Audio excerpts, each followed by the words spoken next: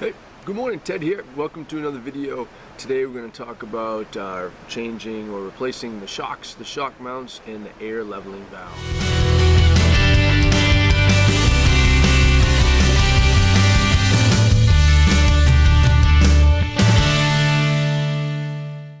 So I was driving up here on a very bumpy road, actually taking it really slowly, about 19 miles an hour.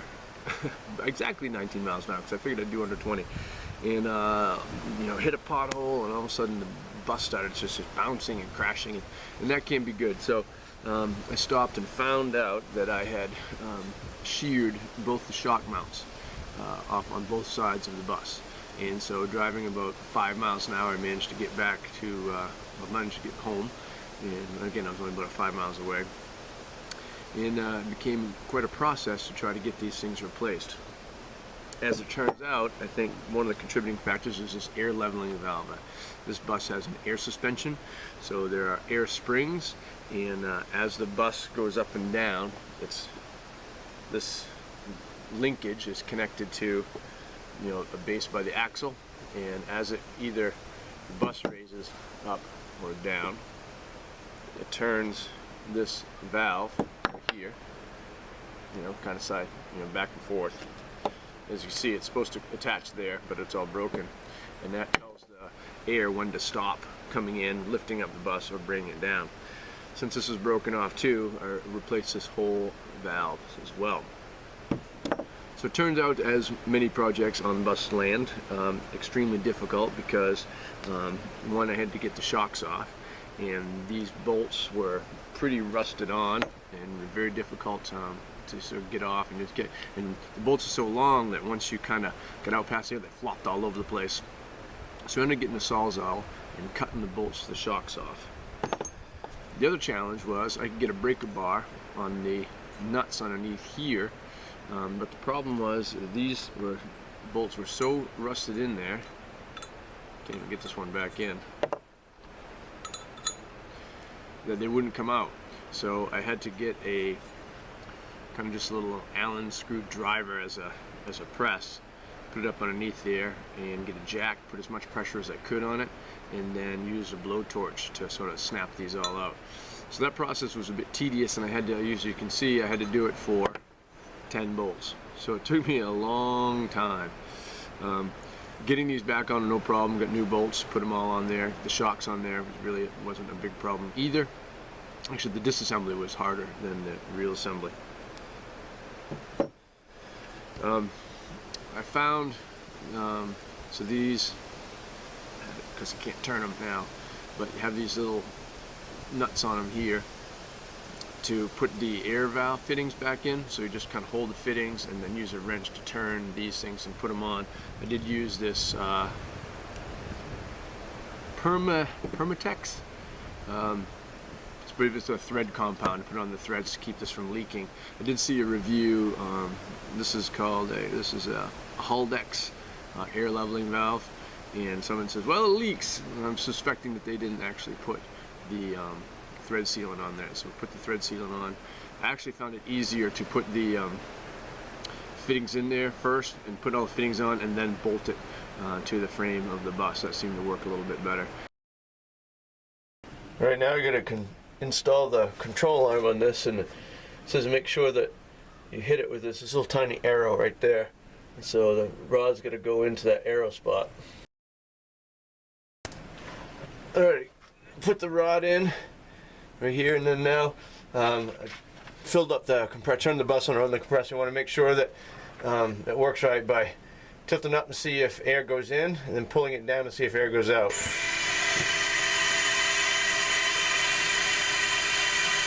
So that's good. We got air coming in, neutral,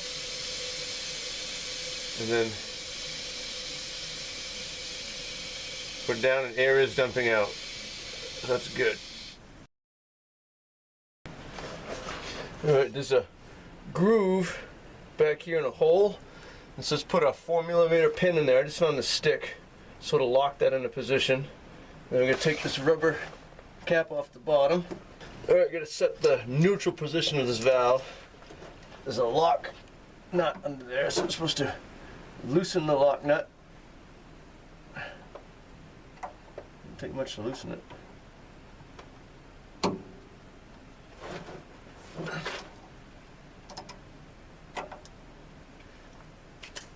I got 70 pounds, let's put at least 70 pounds of pressure in there.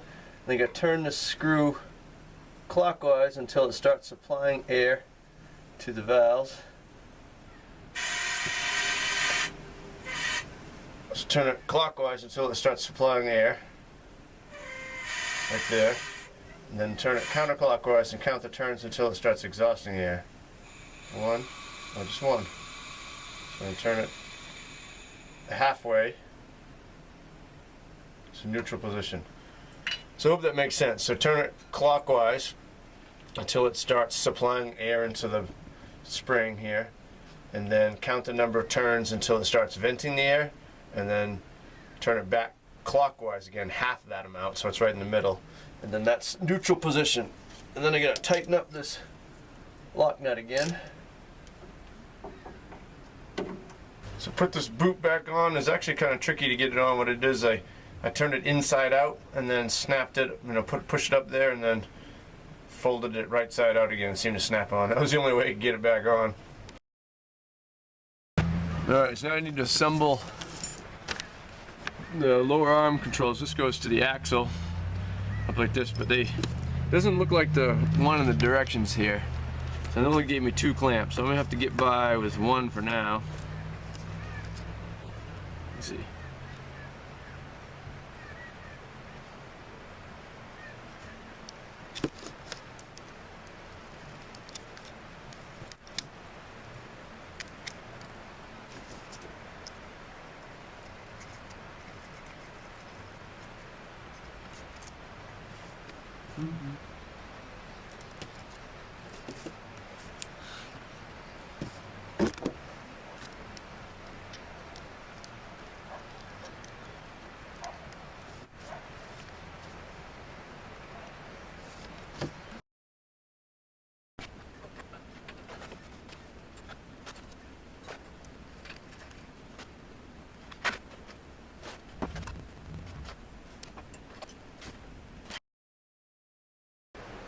To adjust the height, there are specs, and I found them online, that for this bus it needed to be 4 3/4 inches from the frame to the top of the axle, and then the shocks actually from the top bolt to the bottom bolt want to be 22 inches. So I just kind of adjusted this linkage by turning the nut here and the nut at the bottom to get the right height, so that it shuts off when you get at that level. So the installation actually went pretty smoothly. It was sort of the deconstruction that was very frustrating, but seems to be operating now. So that was the process. Again, it's tough to film, trying to get under there, because when you're by yourself and there's not a good light and it's stuff in the way. So I'll do my best to sort of show you kind of what I did under the bus. But if you any of you guys have air suspensions and you have to put in air leveling valve, hopefully this video will help you out. Thanks for checking in. Thanks for watching. I certainly appreciate the support. Like, subscribe, do all those things you do, and I will see you next time. Thanks.